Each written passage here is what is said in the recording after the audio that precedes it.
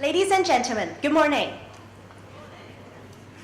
Welcome to the opening ceremony of the 2018 Media Education Summit, jointly organized by the Center for Excellence in Media Practice of Bournemouth University of United Kingdom and the School of Communication of Hong Kong Baptist University. My name is Michelle, and I'm a final year international journalism student at this university. Each year, the summit brings together a global network of researchers, educators, and practitioners working across all aspects of media education, media and digital literacy, and media and technology in education. The event is the leading global showcase for research, pedagogy, and innovation on all aspects of media education. Now running for 12 years, MES is convened by the UK Center for Excellence in Media Practice in collaboration with a leading organization in a different country each year. And in 2018, the host is Hong Kong Baptist University. We are honored to have several keynote speakers from top universities and organizations around the world with us these 2 days. They are Professor Donna Chu, Associate Professor at the School of Journalism and Communication at the Chinese University of Hong Kong, Professor Hyun-Sung Chung, Professor at the Department of Korean Language Education at Kyungin National University of Education, Ms. Sarah Jones, Head of the Birmingham School of Media at Birmingham City University, Dr. Marielza Oliveira, Director of the Beijing Office at the United Nations Educational, Scientific, and Cultural Organization, Professor Andrew Byrne, Dr. John Potter, and Dr. Michelle Cannon of the DARE Collaborative. Last but not least, Mr. Fergal Keane, a multi-award winning foreign correspondent and best-selling winner. Since he is now working in Africa, a video conference call will be arranged for his session. And apart from keynote speakers, some VIP guests from Hong Kong, Macau, Taiwan, the mainland China, and the United States are invited to join a forum entitled Media and Education in the Digital Age. They are Professor Sigen Li, Professor Shiding Liu, Professor Heng Su, Professor Michael Wagner, and Professor Liu Wei. In addition to the keynote speeches and forum, the 2-day conference will include 2 conversations as well as 21 panels organized by our conference co-chairs, Professor Alice Lee and Professor Julia McDougall. Let us now invite Professor Julia McDougall, Director of the Center for Excellence in Media Practice, to give an opening remark. Professor McDougall, please.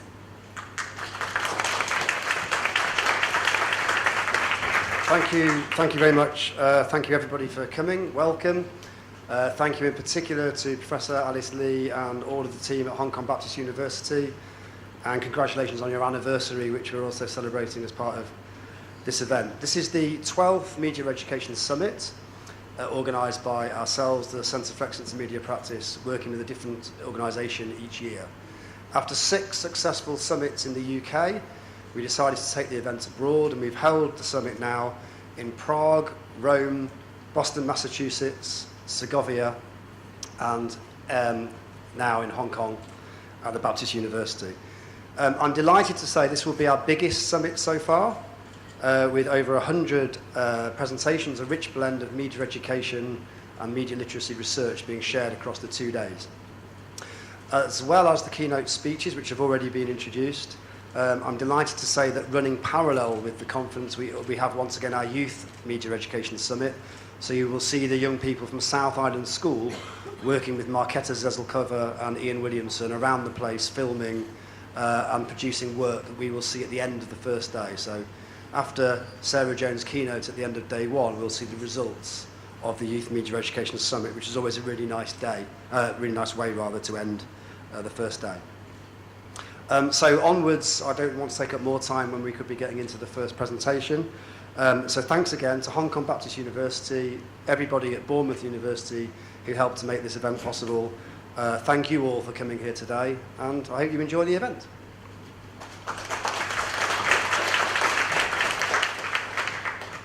Thank you, Professor McDougall. So may we now invite Mr. C.K. Lau, Associate Dean of the School of Communication at Hong Kong Baptist University, to come on stage and deliver a welcoming speech. Mr. Lau, please. Good morning, distinguished friends from overseas, ladies and gentlemen. Give me a great pleasure to welcome you all to Hong Kong and to Hong Kong Baptist University. As Professor Medugo just said, organizing this conference at this time this year has a special significance for us because we are celebrating our 50th anniversary. 50 years ago, Hong Kong Baptist College, at that time we were a private post-secondary college, we started a communication department, offering courses in journalism, radio and film, television, as well as public relations and advertising. Over the past 50 years, Hong Kong Baptist College became a public university, and then the Department of Communication became the School of Communication. And then we have grown in terms of our size, number of students, the range of programs that we offer. Today, we don't just offer undergraduate programs in the fields that I just mentioned, but we also offer a number of master programs and as well as PhD programs. Our students from different parts of the world, of course 50 years ago when we started, every one of our students was from Hong Kong. Now we have students and faculty members all over the world. We're about 40 PhD students who come from many parts of Eastern Europe, South America, North America, Southeast Asia. So we are very proud of our achievements. So over the past 50 years, we have nurtured altogether more than 12,000 students. Most of them work in Hong Kong and the region, and many of them have risen to senior levels of many media organizations and beyond. So we are very happy that the journalism department is one of the key departments of the School of Communication is organizing this conference. And for this, we have to thank the Center for Media Excellence for giving us the privilege of doing it now. We are also thankful to our partner, the Bournemouth University, for working very closely with us to make this a successful conference. So over the next 2 days, I hope you will enjoy the intellectual challenge, stimulation that you will get from attending this conference. And after that, I hope that you could have some time to go around and sort of have a taste of what Hong Kong is really like, right? I know that many of you probably are in Hong Kong for the first time, so I hope the weather on the weekend will be good.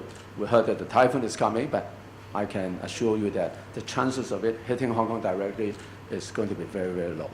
Okay, not this time of year. Okay, with this, I hope you will enjoy your 2 days stay at Hong Kong Baptist University. Thank you very much.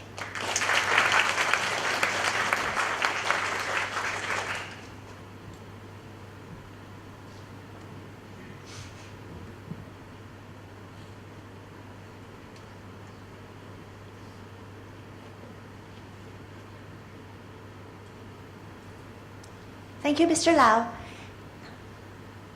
We would like to invite our keynote speakers, VIP guests, and our conference co-chairs, Professor Alice Lee and Professor Julian McDougall, to come on stage for a group photo. May we also invite Mr. Lau.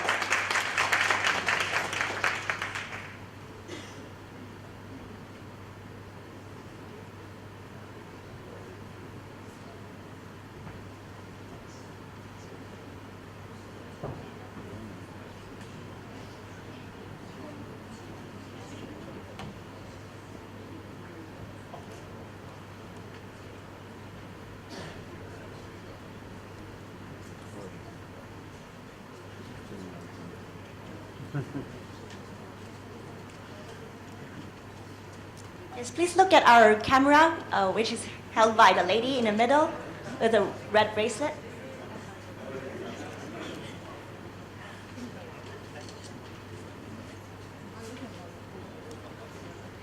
May all guests stay behind, please. Let us now invite all the panel chairs, colleagues of the HKBU School of Communication, and colleagues of the Bournemouth University to take a group photo with all of you guys. Please stay behind. We'll take a big group photo. Yeah, please stay. Yes, and we would like to invite all the panel chairs and colleagues from both university to come on stage so we can take a big group photo.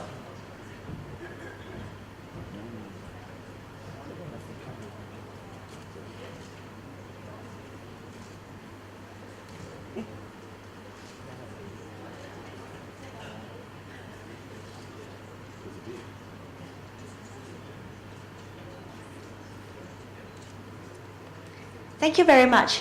Please be seated.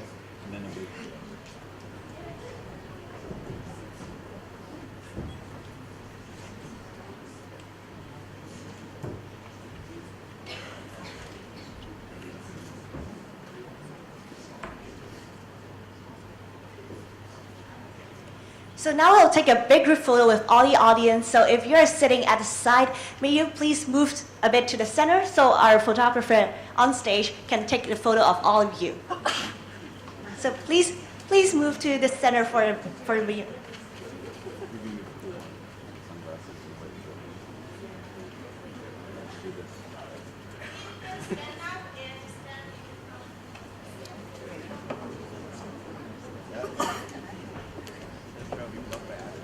For people on the far left or the far right, please move to the center so we can take a photo of all of you.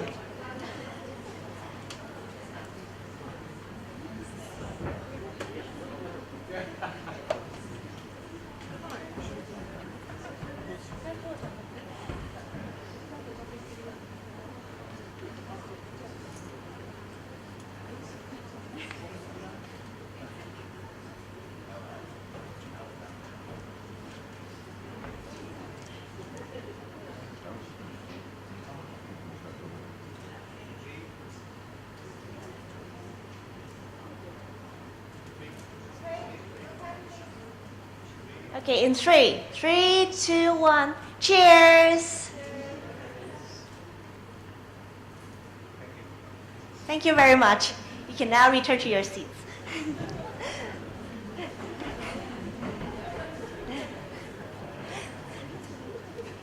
Thank you so much, everyone. Today's program will start shortly with a keynote speech by Dr. Marielza Oliveira of UNESCO Beijing, followed by panels in different seminar rooms. There will be a lunch break at 12:50, and you'll come back for 2 more panel sessions, keynote speech by Ms. Sarah Jones of Birmingham City University, as well as a screening by participants of the Youth Media Education Summit. You can always access the full program online by using the QR code on a data pen, which is in the delegate pack. So may we now kickstart the program by inviting Professor Alice Lee, chair of the first keynote speech session, to introduce the keynote speaker, Dr. Marielza Oliveira. Professor Lee, please. Hello, good morning, everyone. I'm Alice, from the Department of Journalism, Hong Kong Baptist University. It is my great pleasure to introduce our first keynote speaker, Dr. Marielza Oliveira. She is the director of the UNESCO Beijing office since 2015. Previously, she was the Global Resource Manager for UNDP, where she also held position as country manager for Latin America countries. She was also senior consultant at Fantaco, Dom Cabral, and director of executive education at the Albert Business School. She holds a Master of Science in Finance and a PhD in Business Administration from the University of Illinois and Urbana-Champaign, the United States. And now I would like to invite Dr. Oliveira to present her keynote speech. The title is Towards MIL for All, UNESCO's Global Action on Media Information Literacy. Please.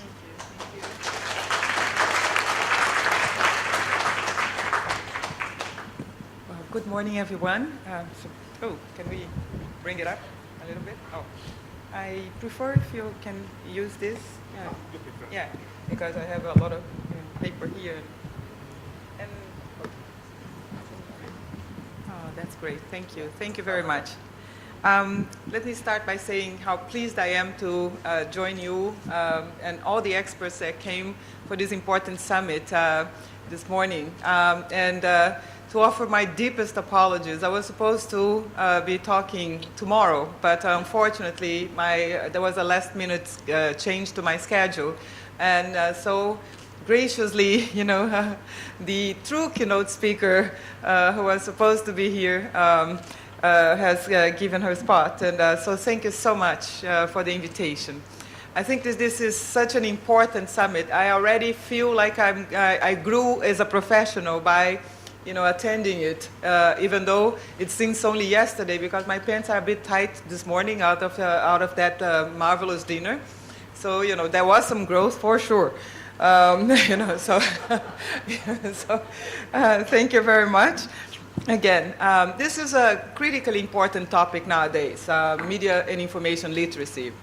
It's becoming more and more important as we see the effects that the different types of media and communications approaches have, for example, on critical topics for democracy, such as elections, on issues of extremism, on issues of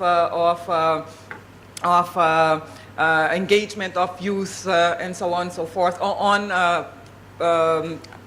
important topics such as the Sustainable Development Goals and so on. So there's positive and negative sides to the growing access to information we have, and the fact that we actually have access to information but feel less and less informed sometimes, because we can't really distinguish between what is, the credibility score, for example, of content that we are bombarded with on a daily basis.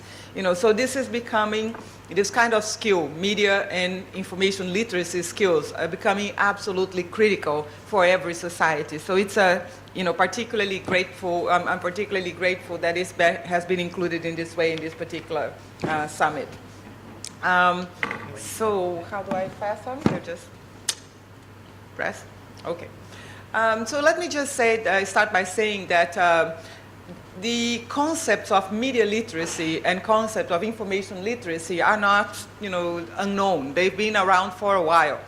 But, while one deals with content, information literacy, and the other more with platforms, media literacy, the types of medium that convey the information we have, more and more those two concepts are converging, because there are some content that cannot be distinguished from the platforms that vehiculate them anymore, like immersive technologies that allow us, for example, to experience augmented reality and so on and so forth.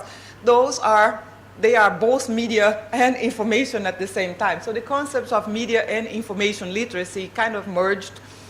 And this is one of the things that UNESCO has been advocating, that we cannot distinguish anymore between those two. We need to promote the development of skills, as the set of skills all together, and under one umbrella, media and information literacy.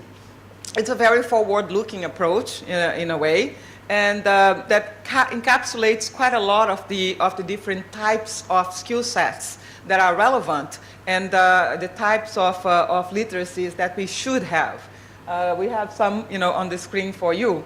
We're talking about, for example, library literacy, the capacity to actually catalog and retrieve information in ways that are meaningful and that promote access to that information. The more and more libraries grow, the more we actually need this kind of capacity. Digital literacy, the capacity to access different types of digital media and work with them, seamlessly. On the other hand, on the media side, the advertising literacy, the kind of capacity to generate advertising content, to absorb it, to understand what kind of information content it actually contains. That is a bit of information, a bit of persuasion, and so what proportion of each of those are part of this literacy? Virtual literacy, news literacy, and so on. So there's quite a lot of different content in media and information literacy. But all of them, in a way, at the end, they relate to a very, very important absolute right, freedom of expression, access to information. It is a human right. And so we are talking about the fact that we are trying, at UNESCO to promote the skill sets that allow us to exercise as both duty bearers and rights holders freedom of expression and access to information, human rights. So that's exactly what we are talking about, the kinds of competencies that empower citizens everywhere to retrieve, to understand, to evaluate, to use, to create, as well as to share information and media content in all its forms, using the various types of tools that we have access to right now in a critical, ethical, effective way, and to participate and engage in social intercourse and in social interaction in a professional setting, in a citizen setting, in a personal setting, and so on. So this is what we are talking about when we talk about media and information literacy from the perspective of UNESCO. So, what exactly we are talking about? What are the skills that we would like to see every person having in order to exercise their freedom of expression, access to information rights in the proper way? So, media and information literacy, entails recognizing and articulating a need for information and media. We should be able to really, understand when we have a need for additional information, what is it that we don't know, and where should we be able to find that out? Articulate what we know, separate from what we don't know, for what we are uncertain about, and be able to ask for it, to formulate the right questions and request that kind of information. So recognizing and articulating a need for information is critical, because many times we simply don't know that we need more information in order to make a capable decision. And that's one of the things that we find, extraordinary. Another important skill set is to understand the role and the functions of media and other information providers, including those that are on the internet and in democratic societies. What is it that is the role of media? Are they the enemy of the people? Are they, the fourth power? Are they, the conveyors of fake news? Are they, what are they? What is the role that they should play in keeping, society informed? And how do they do it properly? Are we all aware of the kinds of content that we all should be aware to exercise, our citizenship to the proper extent? Even world leaders nowadays demonstrate a very, small understanding of the role of media. And you see some of these statements that come out of that. So it's really important that we have, all of us, a true understanding of the role of media. Then that we need to ethically and responsibly use information and communicate our understanding and newly created knowledge to an audience and a readership in the appropriate form and medium.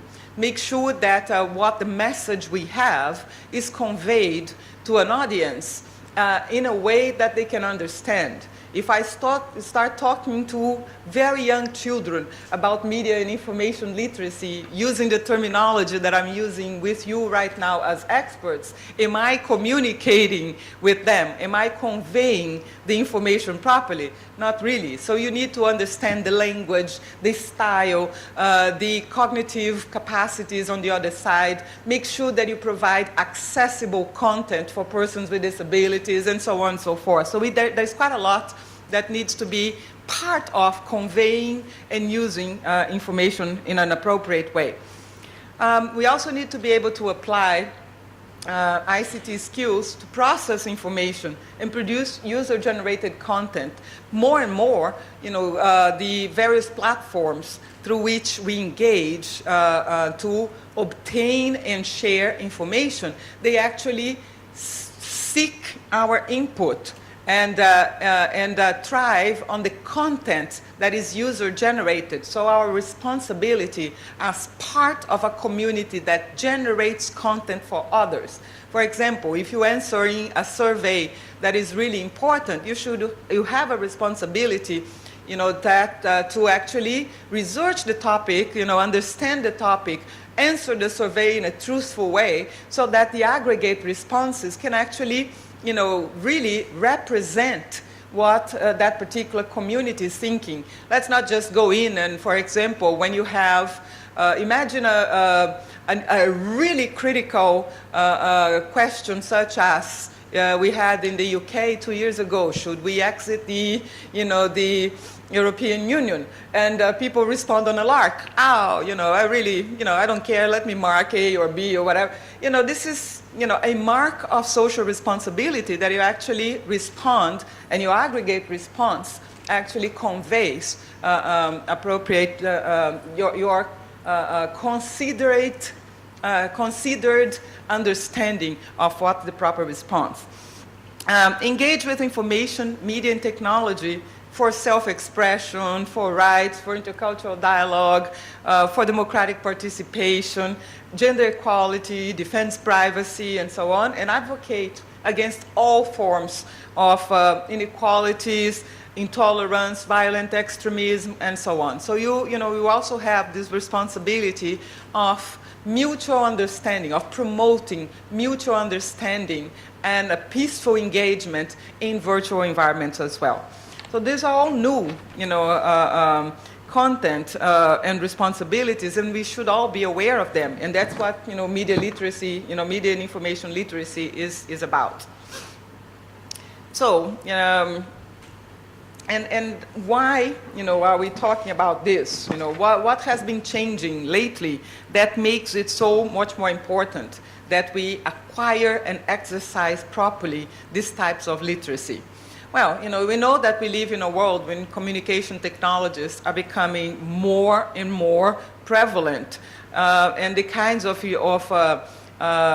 information providers that reach us are increasing in number, in variety, in frequency of contact, and so on. So they really, we are bombarded with information and through different types of platforms. So we're becoming also increasingly content creators, and we need to have the proper mindset, global citizenship, participation in social issues, and not just this passive public attitude in which we sit back and act as a sponge for anything that reaches us, coming from all directions. We are not an spectator in our societies. Each of us is actually an actor, and we should exercise, our acting, capabilities in that. For example, through, being part of voter constituencies, many of voting, instances now, elections are now being carried virtually, for example, and different types of referendums being also carried out in this way. In many countries, information sources have been difficult to access until now. With the fact that certain, many societies are developing rapidly and gaining access to information means that sometimes, you have an influx of people who are not used, to these new technologies yet. For example, it's in sub-Saharan Africa, more people have access to the internet than actually to electricity, nowadays, or to sanitation, to say, so the kinds of solar renewable, small panels that allow you to charge a cell phone give you that incredible power, but it's not in your own language. It's not, the communication style that you're used for.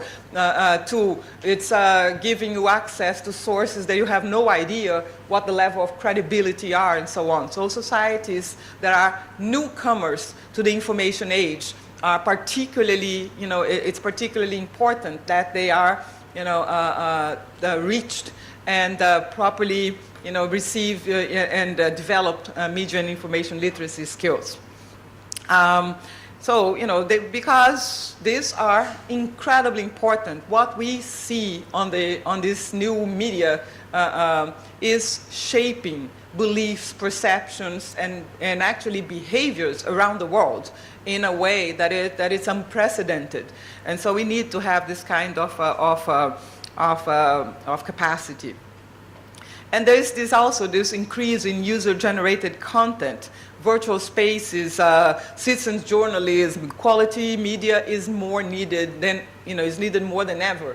We most certainly need to make sure that, that the blogs that we read are written by somebody who did the proper research, that is just not a whole bunch of opinions and so on and so forth, that we actually vary the types of communities, virtual communities that we engage, so that we are exposed to different types and sides of the same question, rather than locking ourselves into small ghettos that seek to reinforce different types of thinking and so on. So it's really a new world in this way. And more and more media and information are becoming central, absolutely central to democratic processes, to governance processes, and so on. And this is where us, as citizens, as media and information literacy citizens, have a tremendous responsibility. And you, as experts, are increasing responsibility to transmit and promote and develop this kind of skill set. So, there are quite a few challenges that we are facing right now as well, in terms of the balance between the empowerment of people, to access and some level of protection. Should we give everyone access to everything? What about small children access to pornography, for example? Of course, there are limits, and we shouldn't possibly be, giving young children exposure to violence and pornography, for example. Not even, hopefully not to anybody. But still, the adults have, discernment and choice. For example, so what are the limits? How do we empower people and at the same time promote safety, on the internet? Because, of course, there are instances of cyberbullying, of extremism, of dissemination of all kinds of violent acts, of untasteful and disgusting things that you actually find on the internet sometimes. And although there is, a kind of an increasing sense in platform and service providers that they have a responsibility. What is their responsibility? Should they censor content? What are the responsibilities of parents? Should they, limit access? What are the balances? And so these balances are becoming more important challenge, because sometimes it's very unclear for us how to respond, how to share, how to comment on certain types of content. And there is, nowadays, an increasing level of polarization in a lot of different societies. Hate speech is on the internet. You sometimes, you see one person posting a photo and, one celebrity, for example, just on the mild side of things, one celebrity puts a photo on a bikini and then thousands of people comment on fatness and, this kind of, the person feels bullied and, that's, what are the limits? There's quite a lot of, on the most important side, radicalization and extremism. These kinds of platforms that are used to recruit young and impressionable minds, for both online and offline, for the kind of behavior that actually increases violence in the world. So we find astounding examples of misuse of platforms and these kinds of technologies. I don't know if any of you ever heard of the Blue Whale Challenge. As experts, you probably have heard of that. Raise your hand if you have. Blue Whale Challenge.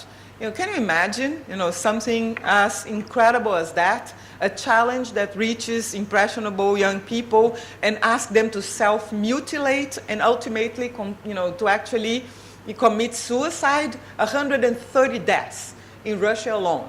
So it's astounding, the kinds of things that, that such platforms can do.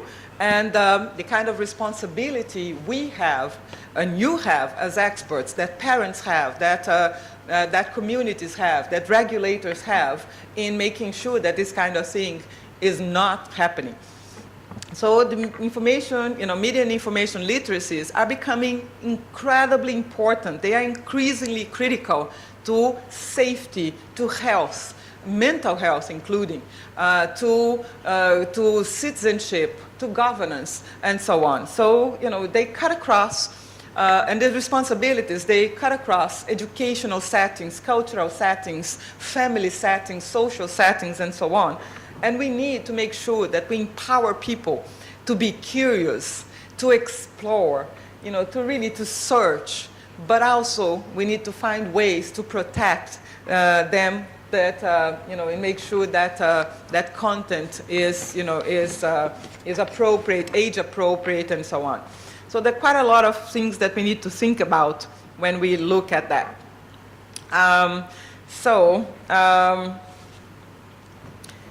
What are the key concepts behind media and information literacy from our perspective? We call them the 5 laws, of media and information literacy. And what we're looking at, is that at some point, everything will be accessible. It will have, some point everything will be, if not yet, it will be on the internet. A lot of libraries that exist only in text are being digitalized and transmitted, and posted, and so on and so forth. So as we travel towards this universality of content accessibility, or capacity to access, and the internet expands its reaches to touch every single one of us. So what are the things that we really need to think about in terms of human rights? So what are these laws? To us, the number 1 law, and I know that it's quite small, so I'll read that for you. Information, communication, libraries, media, technology, the internet, as well as any other form of information providers, are for use in critical civil engagement and sustainable development. They are equal in stature, and none is more relevant than others, or should be treated as such. So the nature, the medium of the content is not, should be treated equally. So there should not be, for example, laws that govern journalist behavior on print media, but that doesn't cover, for example, internet. This kind of all should be treated similarly. The law number 2 for us is that every citizen is a creator of information, knowledge, and has a message. They must be empowered to access the new information, the knowledge that comes the way, and to express themselves. Media and information literacy is for all, women and men equally. And so, for example, restricting access of women to internet or not giving them the capacities and the tools to have access is the wrong thing. All are at the nexus of human rights, and human rights are extended to all equally. Persons with disabilities, indigenous communities, and so on. And actually, right now, a lot of people end up excluded simply because of the nature of the language. Or about 70% of the content on the internet globally is either in English or Chinese, which means that there are only 400 languages represented on the internet, when actually 7,000 languages still exist on the globe. Some of them are disappearing very fast, unfortunately, but there are only 400 of them on the internet in any shape or form. So we strive to make sure that everybody has their content recognized.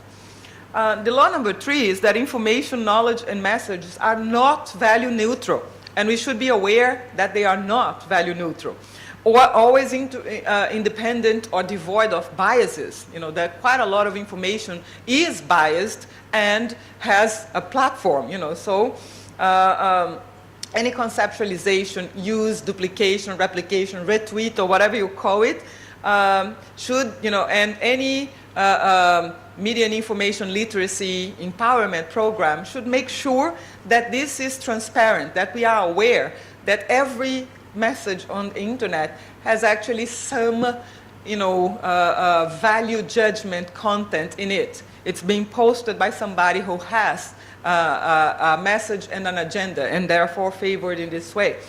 So we should make it easy for citizens to understand what is that this is true, that everybody has their own agenda, and that's actually content is not value free. Just as an example of how sometimes we think, but scientific evidence is completely content free. Tell me, what is the value of human life? What is the right answer to that question? The value of human life. Who can answer that? Please. Priceless? That tells me you have one particular perspective. Anybody else has a different answer? We have priceless. Any other different answer? Infinite. That's another, that tells me also another agenda, which is very similar to that one. Any other answer? If I tell you that the value of human life is $5.32, what do you think? That I'm crazy? Well, depends on the question that is being asked, right? This is the absolute right answer if you decompose an average adult human body into its components and price those components in water, in minerals, electrolytes, and so on. That's exactly what it turns out to be. Absolutely correct answer. If you ask an insurance company what is the value of human life, it will tell you it's $100,000 for an insurance policy that has provided that level of insurance. It's a correct answer. It's absolutely a perfect answer. If we ask human rights people like us, that are looking at at life as sacred, and as worth of protection, of course it's priceless. But all those answers are correct. They depend truly on the question. So the evidence doesn't necessarily mean that it's wrong. And the evidence we choose, actually, and the questions we ask, make different types of questions and different type of answers absolutely correct, depending on context in many different ways. So not even us that work on research environments and scientific methods can say that we don't have a value judgment behind. The choice of evidence and the choice of research question we have actually changes very much the content and makes it the different answers absolutely appropriate in different contexts as well. So just as a crazy example, but to demonstrate that information is always value-laden in way or the other. That has some messaging and agenda behind it. So the law number 4, every citizen wants to know and understand new information, knowledge and message, as well as to communicate, even if she or he is not aware of that fact. Admits to express, or expresses this particular need. Sometimes people just don't say, or don't know to articulate that they need more information. But still, their needs and rights should be respected. And not compromised by, curtailing their access. They never, imagine a person with disability, about 10 years ago, that, when most websites were not accessible for persons who are blind, for example, or persons with auditory disabilities. They never asked for it. That doesn't mean that they don't need it. It simply means that it didn't even occur to them sometimes that they could be articulating this kind of need. But that doesn't mean that they don't have a right to have access to that information, and we a responsibility to provide it. And the final law for us is that media and information literacy is not acquired at once. It's not something that you can impart in one short course. Let's take a two-day, course. You start sensitizing people in this kind of small time frame. But it's a lived, breathed, everyday kind of experience and skill, and you need to build it over a lifetime. It's complete, as a matter of fact, when it includes knowledge, skills, attitudes. When you actually, it covers access, evaluation, assessment, use, production, communication of information, media, and technology content.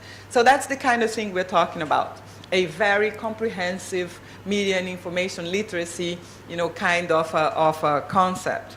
And those are the things we believe are true. So they're not laws in the sense of we are enforcing them and that kind of thing. They are laws in the sense that almost of a law of nature. People want to talk.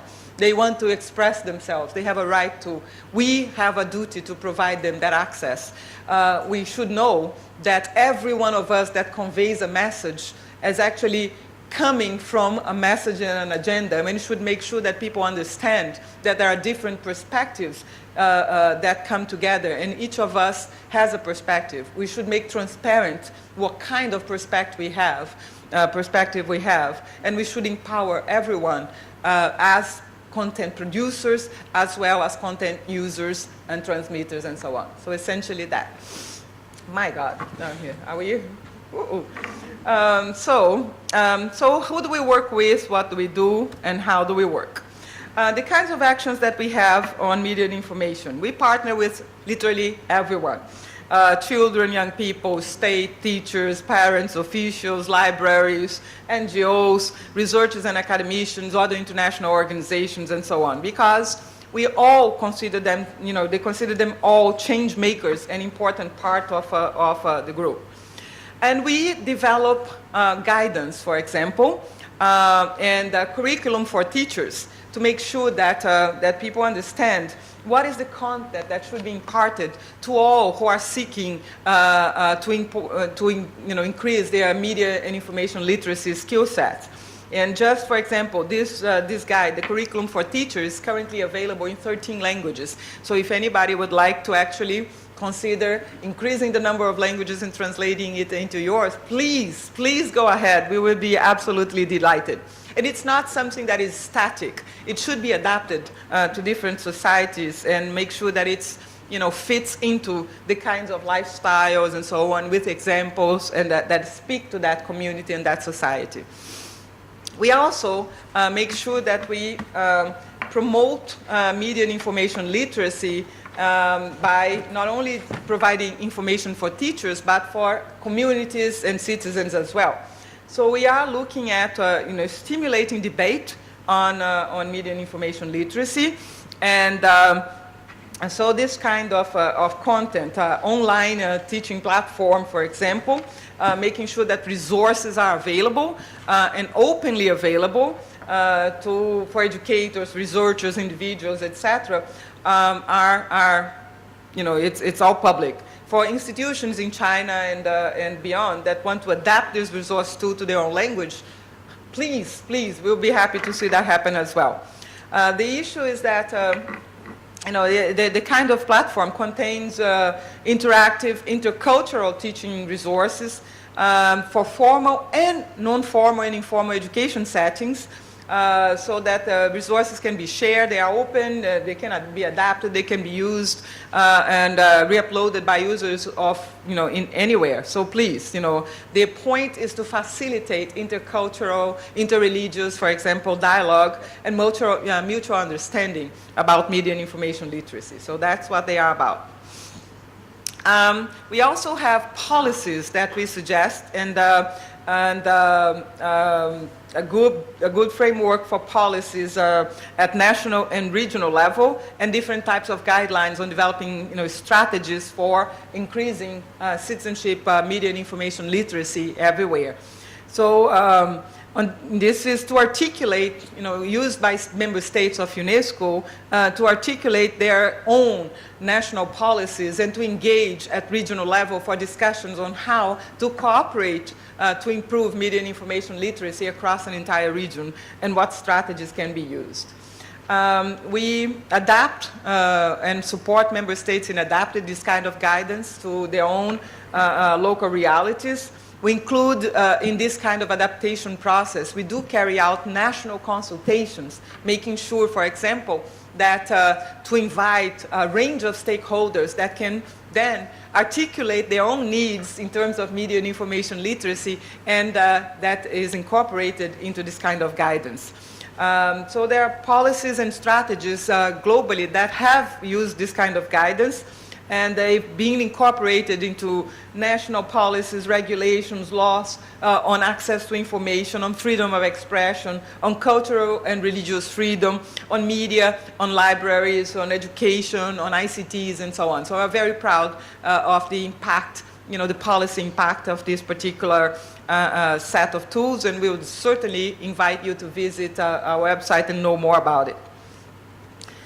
We also have, media and information literacy assessment framework that allows us to actually monitor the level of development of a particular society, a particular, setting in terms of readiness and the skill competence level in terms of media and literacy skills, in media and information literacy skills. They have this very comprehensive conceptual and theoretical framework, and introduce the rationale and the methodology for conducting an assessment in a comparative way to exactly look at this country readiness and the set of competences that you have at national level, and very practical steps for adapting the framework to their own context if necessary. We actually have a Chinese version. Has been made available by the Communication University of China, and survey research has been carried out in China to access assess and promote the media and information literacy in the country. So this is one of the examples that I would like to share. The issues of building capacity, it's another issue so on the policy side, on the advocacy side, on empowering teachers, we do quite a lot. We also work very much on capacity building, particularly for training institutions and for youth organizations, because those are kind of the influencers that will actually reach out to a big mass of people. So what we do, is in terms of carry out a series of workshops in different countries for these institutions and their representatives. For example, we've done it in Nigeria, in Jamaica, in India, in Kenya. We are piloting this kind of exercise and increasing it more and more. And this draft, it's actually a draft guidelines for youth organizations to integrate media and information literacy into their own policies and operations. We are also presented during some of those workshops. And it's part of a way that we use to fully engage young people in this kind of a process, and for them to be involved not only as recipients of this kind of information, but as active providers, generators of the content that they themselves feel would be relevant for them to have. So this is another way. We also started, the massive online coursework and provide them globally.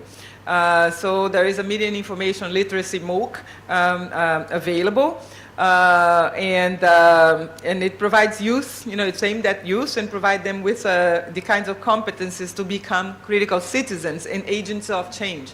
So this is, particularly important for us. Anywhere in the world that you have access to the internet, you can access the MOOC, register, pursue the course, obtain, synchronize with other engagements and so on. It's kind of an offline thing, and at the end you actually get a completion certificate, and that's actually becoming more and more valuable as part of CVs and so on. So, I'm particularly happy to see that there are actually a lot of women, more women than, and so there is a good gender balance in this aspect, with 55% of the audience being for this kind of certification being women or girls, young women.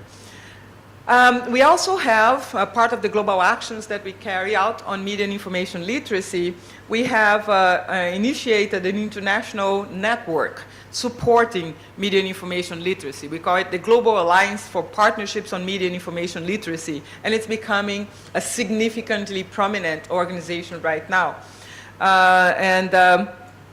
What it does, what we call the gap mill, is kind of a groundbreaking effort by UNESCO and its own partners to promote international cooperation that ensures that all citizens have access to media and information literacy competences. There are over 500 member organizations worldwide, and they come from 110 countries. So you see how many countries and in how many settings and communities this kind of skill has been considered absolutely critical, and how many people want to join forces to really make sure that it happens in a proper way. And the Gap Mill has actually now a subcommittee for youth that was created by youth and for youth, and that works on information literacy for young people, media and information literacy for young people as well, and working very closely with us on that, and we are very happy to see that happens. There is this intercultural dialogue that has been carried out as part of this of the Gap Mill network. UNESCO and the United Nations Alliance of Civilizations that promotes mutual understanding and dialogue between nations and communities has promoted this international network. So this is the intercultural dialogue part of the Gap Mill, and essentially it's also a university network. With 22 universities from all regions of the world coming together to make sure that media and information literacy are promoting this kind of intercultural dialogue and avoiding, and helping to curtail radicalization and extremism in media. So there is a Millet yearbook. It's a peer-reviewed publication. Academic publication, it's a joint initiative of the UNESCO, UniTwin, which is one of the university training networks that we have, the UN Alliance of Civilizations, and Gap Mill. So I invite all the experts here present to actually contribute to this publication. It's becoming globally, globally known as well. And so just an example of the kinds of projects that we also carry out, because in addition to the advocacy, the policy, the capacity development, and the networking and partnership building efforts that we carry out, we also execute some projects in some settings that are particularly asking for this kind of help. So, for example, in Southeast Europe, in Turkey, we see a tremendous decline in the confidence that people place in media. And in many countries, this is actually becoming a terrible phenomenon that nobody trusts the media anymore. So if you don't trust media, and so where do you get the information from? So different small ghettos of self-reinforcing mentalities and so on. So this is a terrible loss for society as a whole. So the focus of this project that we carried out there was actually to strengthen media and information literacy in these particular settings. And what we're trying to do is to actually increase public demand and support in the region for quality media, empowering people to actually demand that kind of quality from their media, but also in supporting the kind of expression that's there. So we conducted national media and information literacy consultations in the region, set up a Southeastern Europe Association of Viewers, Listeners, and Readers, and for their interests, and organized training on meal and awareness raising and so on. So it's been quite effective in this way in helping to regain some of that balance and capacities. we also work on innovation and bringing innovation to the area, because you cannot be working on media and information literacy without actually taking advantage of the media capacities that there exist right now. So we have a whole set of initiatives that we call the Meal Clicks. Those are, social media innovation approaches used exactly to help people acquire media and information literacy competencies in their normal day-to-day activities by, kind of embedding this kind of use of competence gaining in social media, engaging in peer education, and so on, through browsing and so on. So we want to create this kind of atmosphere in which browsing, playing, connecting, sharing, socializing is actually safe, fun, and skill building at the same time. And the point is actually to cultivate what we call the critical minds, because we need more and more of those, on a daily basis. So I had a video to show, but I'm not so sure how to. Let me see if I can. Okay. No. Media and information literacy, critical thinking and creativity, literacy, intercultural, citizenship, knowledge, sustainability, equals Meal Clicks. We click millions of times each day. We click to search, read, watch, listen, interact, play, and create. But are we doing it wisely? Behind each of the clicks, there is information or content someone created. Do we know where to find information and what sources to believe? Do we know how to critically engage with information, media, and technology to get involved into peace building, dialogue, promote tolerance, diversity, equality, freedom of expression, and for better internet experiences? Meal Clicks is a new movement about media and information literacy. It is started as a shared effort of UNESCO, partners, and all of you. Use Facebook, Twitter, and Instagram to play, relax, and learn. Involve your minds and hearts by sharing posts, tips, solving quizzes, creating content, and learning new skills. But we will also challenge you to practice your media and information literacy skills, to click wisely, creatively, and critically. This is part of what media and information literacy is about. Are you up for it? Join the movement. Look up, share, and create relevant content using MealClicks hashtag and become a Meal Clicker. Coming soon, accumulate MealClicks digital currency for wise clicking. So this is just one example of the type Media of and information literacy, critical thinking, and creativity. All right, so I don't want to repeat that. But as you see, this kind of access and content is available, through Facebook, through Twitter, through different types of social platforms, and the point is to make it fun, interesting, and attract an audience that wants to learn more and will learn more by doing this kind of challenges that we offer and so on. For example, we talk about fake news nowadays. Do people know what fake news are? Do they understand how inappropriate it is to use this kind of concept? That there's no such thing as fake news. There is disinformation, actually, and there are two ways in which the concept is used. One is to dismiss coverage of accurate information that you don't somehow believe is in your best interest. So you label it, fake news. So it's, it has this objective of dismissing the actual content. And the other one, when it's actually, quote, inaccurate, incorrect, fabricated information, then it's actually disinformation. It's there. It's not, it's there to actually impart a view that is different from reality. So do people know this kind of thing? How do they, what should they understand about this kind of concept? So MealClicks helps to understand that.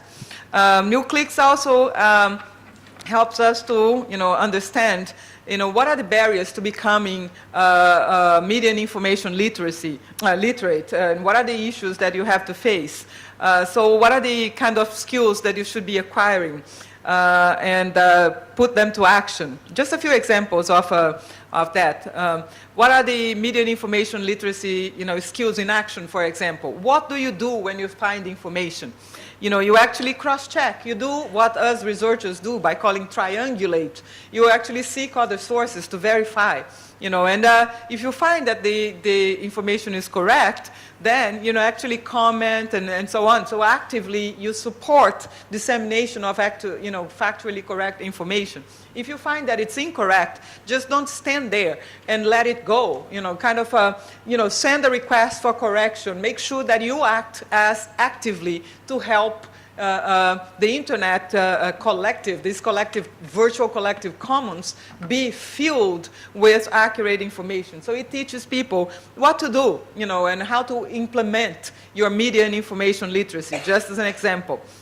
Then it does surveys. Why is it that people actually watch hate videos? Why did they watch extremist content? There's kind of a titillating effect, that uses. But then there's also peer pressure. Have you seen this? Everybody's commenting on this kind of thing. So, actually, some people are searching for identity. Who am I? Particularly young people. Who am I? Do I identify? Do I'm dissatisfied. Can people express my level of dissatisfaction? And they find this kind of speech, and then they join this kind of speech. So it's some of the, top three, reasons. The peer pressure not being number one. Number two being exactly search for identity. Number three being the excitement this kind of speech offers, because it's usually laden with exclamation points and adjectives. Those effing, blah, blah, fill in the blanks, for my minority group or whatever. So, it's essentially, it's emotionally laden kind of content, and it creates this kind of adrenaline rush. And, and we love the adrenaline rush. And the fourth reason being that sometimes, because it's forbidden, so there is also this, I'm doing something that should not be doing, but I actually I'm into that secret and so on. So there's quite a lot of reasons why, people, watch these things. And understanding why helps us, resolve some of the issues. What do people do when they are overwhelmed with information? For example, through advertising, strategies that post videos that play for you constantly, etc. So, they actually, MillClicks offers, strategies for reducing the information overload and keeping the information content. They also help, with questions like, for example, I took a photo of my friend. Can I post it? A lot of people don't know what the right to privacy means, or what are the consequences of posting an unflattering picture of your friend, like picking their nose or something like that, because, there are consequences. There's bullying, there is, damage to self-esteem, there are all kinds of things. So helping people understand, do I need to get consent to vehiculate somebody's image? It's becoming more and more, we are tagged in people's pictures, but is this, something that is right? Should we do it? And so, helping people understand basic etiquette and upholding of rights on the internet. And there's also webinars and content that people can use to learn more about media and information literacy, and that help them navigate the internet safely. And there's a literal final video that I wanted to share with you, just to conclude this, to show you, the magic of media and information literacy, and so that we have that. Oh. But sometimes this information can get damaged. Sometimes, rather than reporting objectively, journalists, they can, instead of quality, they sensationalize what they are presenting. They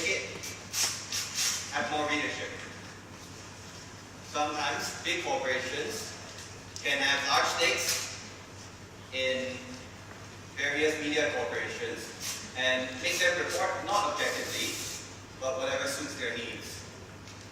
Certain governments who don't want challenges, they can even pressurize journalists into self-censorship. Now, all of these things that happen are things that destroy the integrity of the news. They damage it, they make it something that it wasn't quite what it's supposed to be. They make it unreliable. But isn't that why we're here today? As experts from the media, from experts in libraries and museums, aren't we here to restore?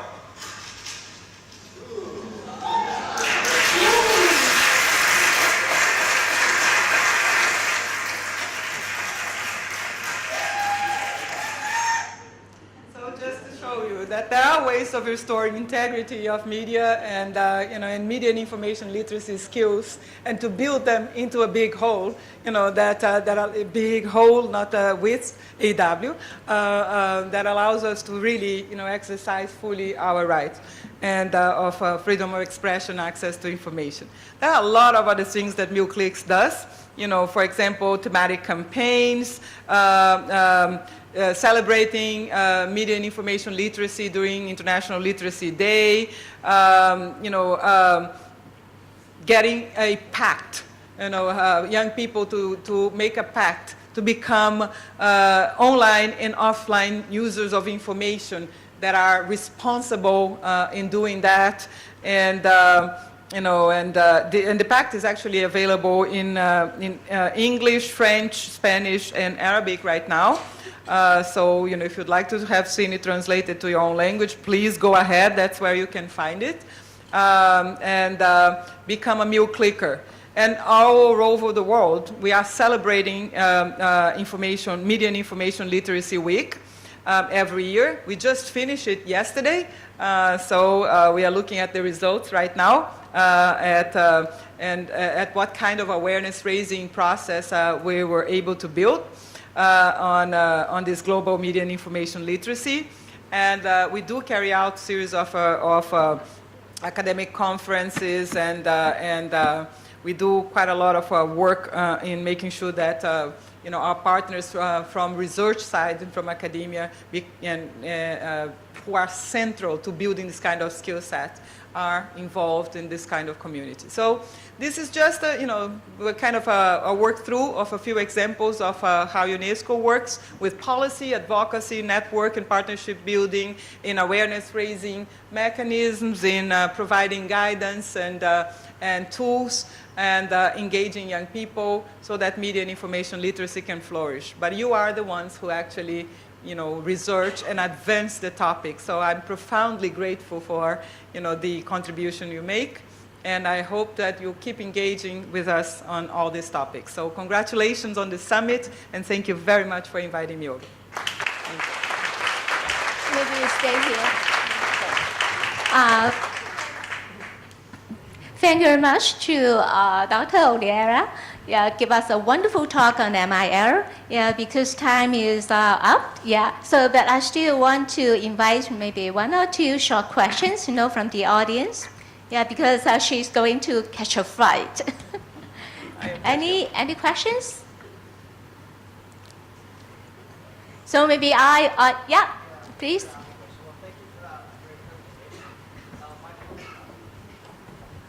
So my question is, what is a good age level or grade level to start encouraging or teaching media literacy to youths?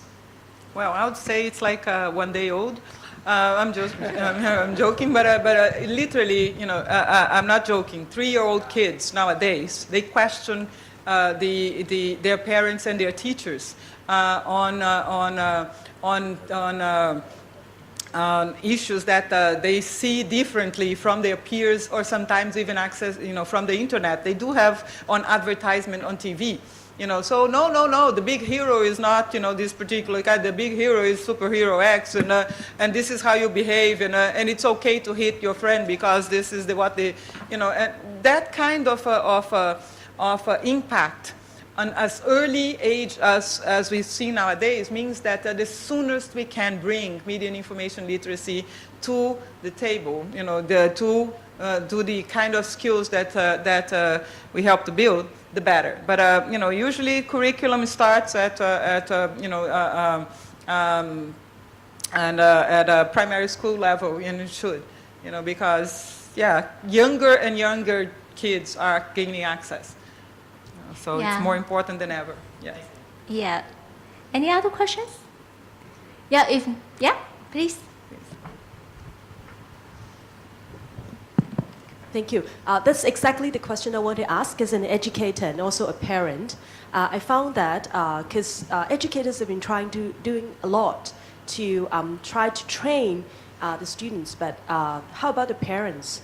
What is your advice to parents? Because a lot of them, they're working so hard and they didn't really get access to Facebook or IG, things like that. What's your advice on that? Thanks. Oh, I know. I as a parent myself, I chase my daughters across social media. By the time I register to Facebook, they are, oh my God, this is so old. It's so Instagram now, and it's like, and by the time I get to, registers to Instagram, it's like, oh my God, it's so old, and it's Snapchat, and it's like, oh my God, what the hell are they? What are they doing? I have no clue. And with the different types of medium. And social platforms, social media platforms that parents don't even know, what content and how to express that. So, as much as we can, we would definitely, need to empower parents as well to have that kind of conversation. It's a skill that they need, and we didn't have that because when I was, learning this kind of skill set, we had, I don't want to review my age, but we had typewriters and newspapers, but, so it was a lot easier at the time, you didn't really have to work on content for typewriters, but nowadays, the variety of media it makes, that kids are exposed to, means that parents need that kind of capacity development as well. And including to advise their teachers. So, Gracie, do you have, perhaps, Chini Zheng, who is actually the expert in UNESCO Beijing on communication and information, working on media in information literacy, and leading that effort in East Asia, in the 5 countries of East Asia, is the person who actually, curates and understands more than ever, and more than anyone, this kind of content. So if you have, some suggestions on the kind of content, we would definitely be appreciated. So. Thank you very much, Dr. Oliveira. Thank you. So and we will end this keynote session, and I think we will start the panel session right away. Thank you very much.